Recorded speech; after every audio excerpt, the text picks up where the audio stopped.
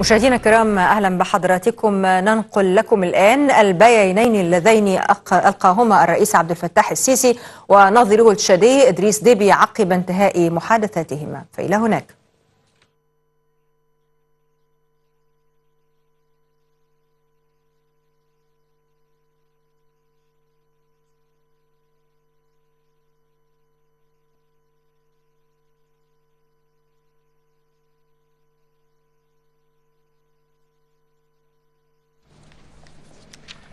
بسم الله الرحمن الرحيم.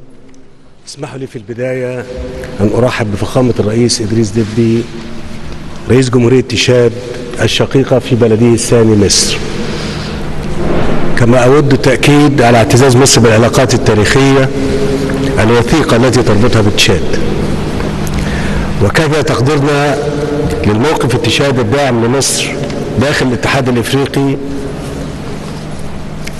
كما أود أن أعرب أيضا عن السعادة البالغة بهذه الزيارة الهامة. Permettez-moi d'abord de saluer son Excellence le Président de la République de Tchad, Idriss Déby Itno, dans son deuxième pays, l'Égypte. J'affirme que l'Égypte apprécie ses relations historiques étroites avec Tchad, ainsi que notre appréciation du soutien de Tchad à l'Égypte au sein de l'Union africaine.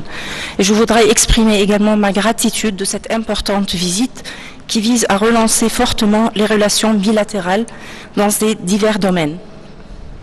التي تستهدف إعطاء دفعة قوية للعلاقات الثنائية في شتى مناحيها. Qui vise à relancer fortement les relations bilatérales dans ces divers domaines. بما يسهم في تحقيق التكامل وتكريس التعاون بين الدول الأفريقية الشقيقة. Ce qui contribue à réaliser la complémentarité et à consolider les relations entre les pays africains frères. لقد شهدت مباحثاتنا تأكيدا على ضرورة تعزيز العلاقات المصرية التشادية، وكذا عزم مصر مواصلة برنامج بناء القدرات للكوادر التشادية في مختلف المجالات. Nos pourparlers ont abordé la nécessité de promouvoir les relations égypto-tchadiennes et la volonté de l'Égypte à développer et à continuer à développer les capacités des cadres tchadiens dans les différents domaines. وفق لأولويات الجانب التشادي من خلال الأزهر الشريف وبرامج الوكالة المصرية للشراكة من أجل التنمية. Selon les priorités de Tchad à travers l'Azhar et les programmes égyptiens de partenariat pour le développement. لقد تناولت مناقشتنا كذلك التطورات المختلفة على الساحة الإقليمية، حيث استحوذت الأوضاع في ليبيا والسودان وأفريقيا الوسطى على شق هام من هذه المحادثات. Nos discussions ont également traité les derniers développements sur la scène régionale, à leur tête la situation en Libye, au Soudan et en Afrique centrale. توافقت الآراء حول أهمية إيجاد حلول سياسية لتسوية كافة قضايا المنطقة من أجل إحلال السلام والاستقرار بها. Nous nous sommes mis d'accord également sur la nécessité de trouver des solutions politiques afin de régler tous les dossiers de la région pour y restaurer la paix et la stabilité. وتلبية طموحات وتطلعات شعوبها نحو غد أفضل. Afin de répondre aux ambitions et aux aspirations de ces peuples vers un meilleur avenir. أستطيع أن أقول أن محادثاتنا كانت إيجابية للغاية. Je pourrais dire que nos pourparlers étaient très positifs. وعكست حرصا مشتركا على تعزيز العلاقات الثنائية والاتفاق على ضرورة تعزيز آليات التشاور والتنسيق. Et qui reflète une volonté commune à promouvoir les relations bilatérales. بشأن القضايا الثنائية والإقليمية ذات الاهتمام المشترك. De se mettre d'accord sur l'importance de renforcer les mécanismes de consultation et de consultation en ce qui concerne les dossiers bilatéraux et régionaux d'intérêt commun. أرحب مجددا بشقيقي الرئيس إدريس ديبي، واسمح لي أن أعطي لفخامته الكلمة فليتفضل. Je salue de nouveau mon frère le président Idriss Déby et je donne à son Excellence la parole.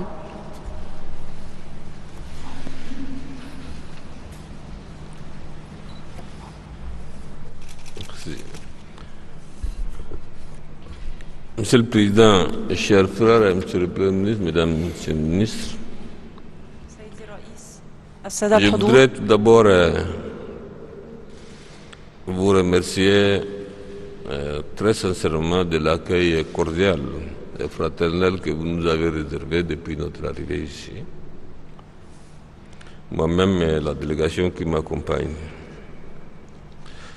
Cet accueil chaleureux et spontané est très sympathique, ne nous étonne nullement car il se situe dans la longue tradition de votre pays, un pays arabe et africain, une terre hospitalière, millénaire. Autant dire que c'est un plaisir renouvelé que nous sommes ici en ce moment, tout à fait à l'aise comme chez nous. سيد الرئيس والأخ العزيز السيد رئيس الوزراء السادة والسيدات، إن كرم الضيافة وحسن الاستقبال الذي حظينا به منذ وصولنا إلى مدينة القاهرة الجميلة قد أثر فينا كثيرا، وعليه نيابة عن الوفد المرافق لي وأصالة عن نفسي أتقدم إليكم بقال الشكر لهذا الاستقبال الحار وللاهتمام الذي تلقيناه منذ تواجدنا في القاهرة المعز عاصمة أم الدنيا مصر العربية. هذه الضيافة تنبع من السمات والتقاليد الحميدة لشعبكم وبلدكم المضياف، ويكفي أن أقول أنه من دواعي سروري التواجد معكم وبينكم، لأنني أكون في غاية السعادة كما لو كنت في بلادي. Monsieur le Président, lorsque j'effectuais ma première visite officielle au Caire, j'avais à l'époque parlé d'une amitié sincère basée sur les relations historiques et séculaires établies entre nos deux États, nos peuples aussi, et qui ont permis à notre pays d'avoir ses premiers cadres arabophones issus de l'université Jamal Azhari. C'était il y a longtemps, à qui d'ailleurs je voudrais rendre un hommage mérité. سيد الرئيس، قمت بزيارتي الرسمية الأولى إلى القاهرة. كنت قد تحدثت في ذلك الوقت عن توطيد الصداقة المبنية على العلاقات التاريخية والأريقة القائمة بين بلدينا، والتي سمحت لبلدنا استقبال أول الكوادر الناطقين باللغة العربية والذين تخرجوا من جامعة الأزهر الشريف، ولذلك أرسل من هنا تحية وتقدير واحترام لهذه المؤسسة العريقة العربية.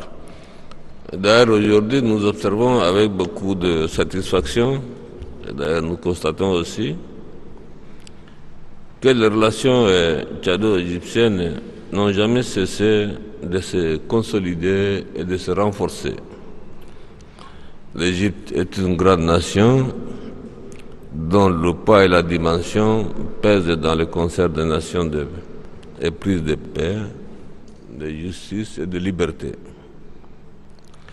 Votre pays, votre peuple, qui a une civilisation millénaire, plus ancienne, mais aussi plus glorieuse et plus splendide que l'humanité n'a jamais connue.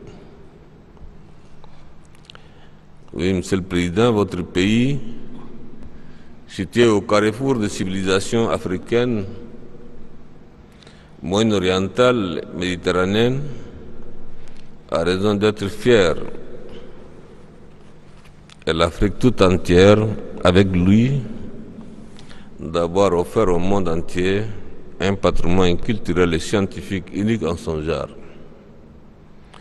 De par son passé, l'Égypte a toujours su surmonter de grands défis auxquels elle a eu à faire face. C'est bien là une qualité inhérente au peuple égyptien. سيد الرئيس، اليوم نرى أن ما ذكرته أنفا قد تحقق، فقد توطدت العلاقات بين تشاد ومصر منذ ذلك الوقت وتعززت أكثر فأكثر من ذي قبل. إن مصر ليست دولة فقط، بل أمة ذات وزن وحضارة، ولها تأثير واحترام كبير بين جميع الأمم المحبة للسلام والعدل والحرية. سيد الرئيس والأخ العزيز، إن الحضارة القديمة والعريقة التي تتمتع بها بلادكم ليست الأقدم فحسب، وإنما هي واحدة من أكثر الحضارات خلوداً وإنسانية وعلماً لم يعرف العالم مثلها أبداً.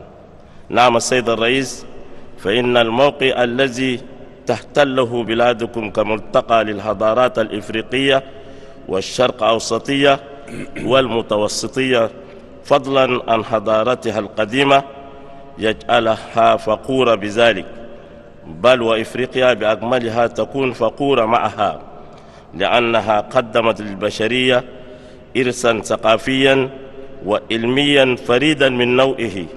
وكما في ماضيها فقد أثبتت مصر في حاضرها بأنها دولة عظيمة وكبيرة فعلاً، وذلك في مواجهة كل التحديات، وهذه أصالة هذا الشعب المصري العظيم، وهذه هي مصر أم الدنيا. Les efforts de développement que vous poursuivez méritent toute notre appréciation, tant il est vrai qu'ils vont non seulement dans le sens du bien-être économique et social de votre peuple, mais aussi du renforcement de l'unité du monde arabe et de l'Afrique tout entière. C'est grâce à votre courage politique et à votre habileté diplomatique que l'Égypte a réussi à rétablir la paix et la sécurité et restaurer la démocratie. Monsieur le Président, l'humanité dans son ensemble souscrit à unir ses efforts afin de maintenir la paix et la sécurité internationale et préserver nos États du fléau du terrorisme.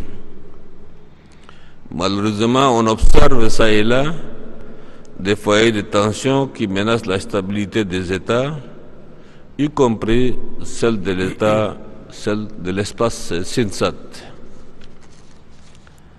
S'agissant particulièrement de la Libye, la situation se complique davantage. La Libye nouvelle peine à exister comme une entité homogène depuis le changement de régime. La violence redouble d'intensité et les populations vivent dans la peur et l'angoisse. Mon pays, voisin de la Libye, sommes interpellés. Nous, je dis bien, avons le devoir d'aller à la pacification et à la stabilisation de ce pays frère. Il y va de la sécurité et de la stabilité de nos pays et de notre sous-région. Dans cette démarche, la communauté internationale est appelée à apporter son appui. Toutefois, il appartient avant tout à nos frères libyens des différentes forces politiques et sociales de s'engager dans un processus de règlement politique, seule voie appropriée pour sauvegarder la paix, l'unité et l'intégrité territoriale de la Libye. السيد الرئيس، إن جهود التنمية التي تقومون بها تستحق إيجابنا، حيث نتجت ليس نحو تحقيق الرفاهية الاقتصادية والاجتماعية لشعبكم فحسب، ولكن أيضا لتعزيز وحدة العالم العربي وإفريقيا ككل. وبفضل شجاعتكم السياسية ومهاراتكم الدبلوماسية قد تمكنت مصر من استعادة السلام والأمن وإعادة الديمقراطية. سيد الرئيس، إن البشرية جمعاء تحالفت لتوحيد القوى من أجل الحفاظ على السلام والأمن الدولي والحفاظ على بلداننا من آفة الإرهاب. وبالرغم من ذلك إلا أننا نلاحظ وبأسف شديد ظهور بؤور التوتر هنا وهناك، والتي تهدد استقرار الدول وخاصة في فضاء سنسات. وفيما يتعلق بليبيا تحديدا فإن الوضع في غاية التعقيد، حيث لم تنأم ليبيا الجديدة بالاستقرار المطلوب منذ تغيير النظام، فقد تضاعف الأنف والتوتر ويعيش المواطن في رعب مستمر. وعليه فنحن الدول المجاورة لليبيا مطالبون، بل ومن واجبنا العمل من أجل إعادة السلام والاستقرار لهذا البلد الشقيق، لأن في أمن ليبيا واستقرارها استقرار بلداننا والمنطقة بأكملها. وفي هذا الصدد فإن المجتمع الدولي مدعو من أجل تقديم الدعم، وفي الواقع يجب قبل كل شيء من الأخوة الليبيين من مختلف القوى السياسية والاجتماعية الالتزام بالعمل من أجل إيجاد حل سياسي يقوم على الحوار وليس البندقية، لأن ذلك هو السبيل الأوحد من أجل الحفاظ على السلام والوحدة وكمال الأراضي الليبية. Monsieur le Président, certes des efforts importants sont déployés par les pays voisins de la Libye en vue de ramener la paix et la stabilité dans ces pays frères. La série de réunions et de rencontres organisées en Tunisie, en Algérie, au Soudan et en Égypte dénotent de cette bonne volonté. Mais à la lumière des derniers développements, il est urgent que les pays voisins de la Libye agissent dans l'immédiat et en coordination avec le gouvernement libyen légitime pour la mise en œuvre de la feuille de route en 11 points adoptée ici au Caire en Égypte le 25 août dernier par nos ministres des Affaires étrangères. Cette feuille de route, faut-il rappeler, vise à restaurer la sécurité et la stabilité en Libye. C'est pourquoi, Monsieur le Président, les États membres de la CENSAT vous sollicitent davantage pour que ces pays frères retrouvent la paix et la stabilité. S'agissant de nos deux pays, il est réconfortant de noter que nos relations bilatérales sont excellentes. Pour ce qui est de l'accord de coopération économique et technique dans les domaines militaires, agricoles, éducatifs, scientifiques, culturels et touristiques, le Tchad se félicite des résultats obtenus et particulièrement de l'établissement de la liaison aérienne entre le Caire et N'Djamena.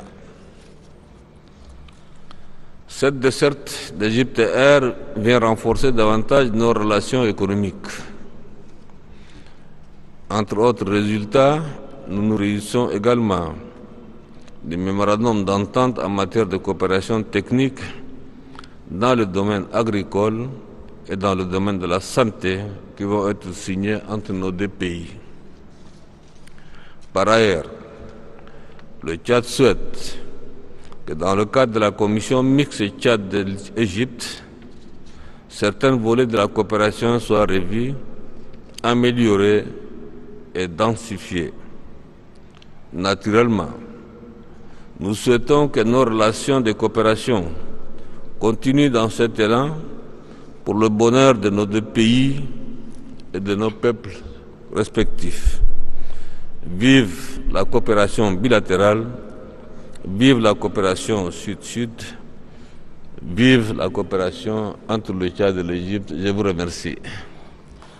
السيد الرئيس، لقد تم بذل جهود كبيرة من قبل الدول المجاورة لليبيا من أجل إحلال السلام والاستقرار في هذا البلد الشقيق. إن سلسلة الاجتماعات التي نظمت في تونس والجزائر والسودان ومصر تشير إلى حسن النية لذلك الدول، ولكن على ضوء آخر للتطورات على أن الدول المجاورة لليبيا العمل فوراً وبالتنسيق مع الحكومة الليبية من أجل تطبيق خارطة الطريق المكونة من 11 بنداً التي تم اعتمادها هنا في مصر يوم 25 أغسطس الماضي من جانب وزراء الخارجية. وللتذكير فإن هذه الخريطة تهدف إلى إعادة الأمن والاستقرار إلى ليبيا، ولهذا السبب فإن دول سين صاد تطلب منكم الأخ الرئيس السعي والأمل أكثر من أجل أن ينعم هذا البلد الشقيق بالاستقرار والسلام. السيد الرئيس، فيما يختص بالعلاقات الثنائية بين بلدينا، فإننا نلاحظ وبارتياح تام بأنها علاقات ممتازة، سواء أكان في إطار الاتفاقيات التجارية أو التعاون في المجال العسكري أو الزراعي والتربوي والعلمي والثقافي والسياحي وغيره. وإن تشاد سعيدة بهذه النتائج التي تحقق، وتعمل في إطار اللجنة المشتركة بين تشاد ومصر مراجعة تكثيف بعض المحاور، ونتمنى لهذه العلاقات السير على هذا المنوال من أجل مصلحة بلدينا وشعبينا، خاصة افتتاح الخطوط الجوية للطيران المصري إيجيبت إير التي تربط بين نجمينا والقاهرة. إن افتتاح هذا الخط بواسطة مصر للطيران يعزز علاقاتنا الاقتصادية. من ناحية أخرى نعبر ارتياحنا لوثيقة التفاهم للتعاون الفني في المجال الزراعي والصحي التي وقعت بين البلدين. بطبيعة الحال نتمنى أن هذه العلاقات تستمر من أجل سعادة البلدين والشعبين الشقيقين.